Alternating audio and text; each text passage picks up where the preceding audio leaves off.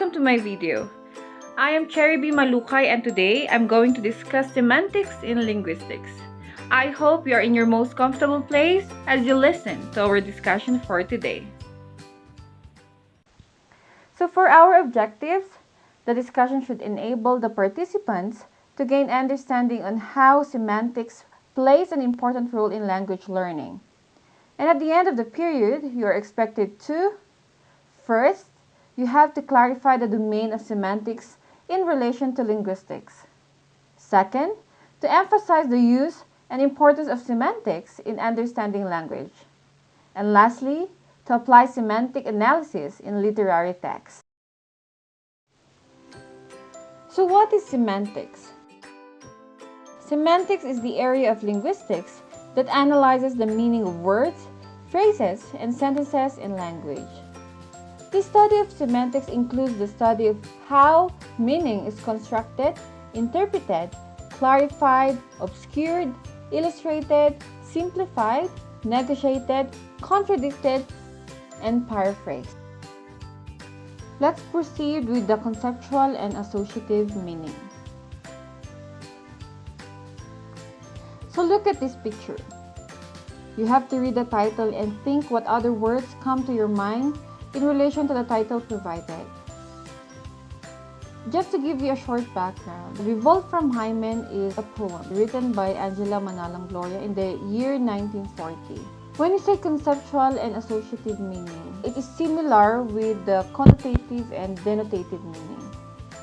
So when you say conceptual meaning, it refers to the linguistic function of the word that provides its meaning. For example, the word hymen. It is a thin piece of mucosal tissue that surrounds or partially covers the external vaginal opening. It forms part at the vulva or external genitalia and is similar in structure to the vagina. That is based on Merriam-Webster. However, when you say associative meaning, it deals with the concepts that we add to the original word. So, the word hymen, we could associate the word woman, purity, femininity, virgin, or etc. Let's go back to the literary piece, Revolt from Hymen. In Angela Manalang Gloria's poem, the hymen becomes a symbol for the society's concept of femininity. The person in the Revolt from Hymen can be compared to a woman writer who aims to free herself from the constricting boundaries of the feminine position. The lines, "Oh, to be free at last, to be alone at last," echoes women's pleas for independence from the society's controlling grip and its social constructs. The persona wants to be a woman who is free to write without experiencing the anxiety of authorship. The blackness vast, with passion weighted down upon the breast. A woman who can attempt the pen without worrying whether she has the right to do so. A woman who can express herself, her desires, and her story without being ashamed of it. Applying conceptual meaning, we could analyze this literary piece in a very vast idea based on the biography of the speaker and on the history when this literary text was written. That's actually the difference between conceptual and associative meaning. So for our next activity, we will be decoding the words or phrases that I will be showing you. So you are only given 5 seconds to answer. If you're ready, go. Number 1.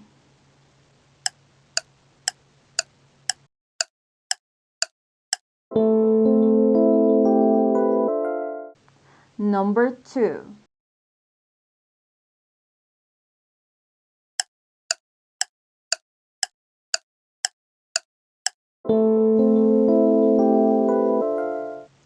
Number 3.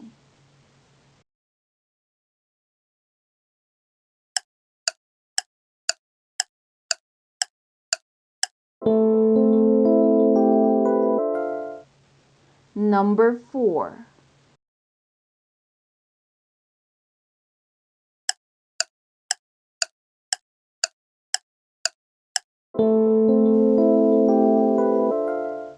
And the last number, number 5.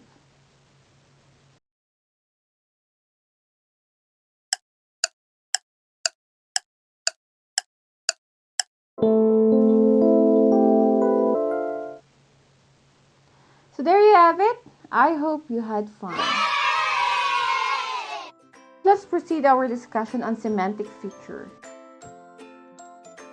Semantic features are categories that allow us to classify the meaning of a word. They are usually represented with a head word and using the symbols plus and minus to say if the word contains that feature.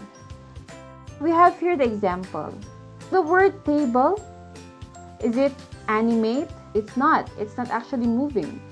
Is it human? Still negative. Is it a female? No. Is it an adult? No.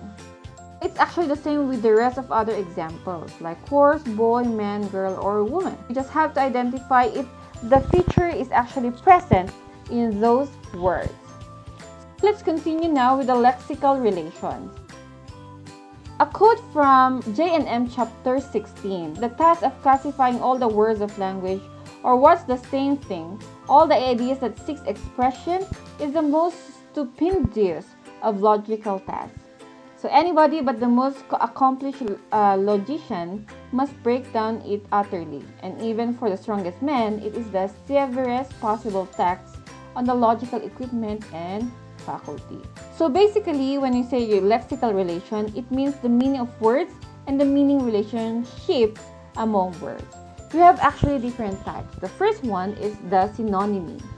It means that these are two or more forms with very closely related meanings. So for example, the broad, it also means wide. The height, it means to conceal. After synonymy, we also have the antonyms. So antonyms are two or more forms with opposite meanings like quick and slow, big and small. We have two types of antonyms. So we have the gradable antonyms. Antonyms that can be used in comparative constructions like bigger than or smaller than. So here, it's just the opposite of words. We also have here the other type, which is the non-gradable antonyms. It refers to those words that don't allow comparison. However, they have a complementary word. So for example, the word alive and dead. If the person is not dead, it means that the person is alive. The next one is hyponymy. So when the meaning of one form is included in the meaning of another, the relationship is described as hyponymy.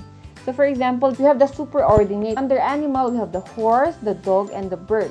The horse, the dog, and the bird are actually called as the co-hyponyms of animals. The next one is the homophones.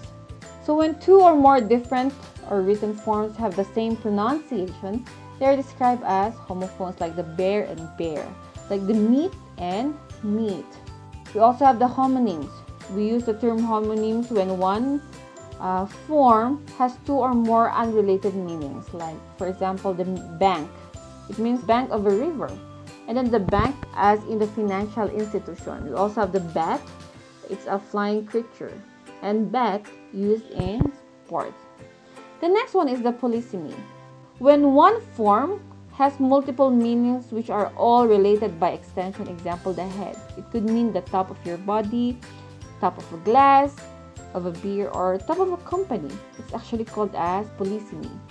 And the last one is the betonymy. It is a type of relation between words based simply on a close connection in everyday experience. For example, car is to wheel, so it's actually a whole and part relation, or the king to crown. It is a representative and a symbol relation. Actually, the last three lexical relations are the basis of a lot of wordplay and usually for humorous effect. So let's have a sample, a brain teaser. The question is, if the plural of hippopotamus is hippopotami, what is the plural of watafullamus? And the answer? There you have it. Thank you so much for listening. Have a nice day. Goodbye.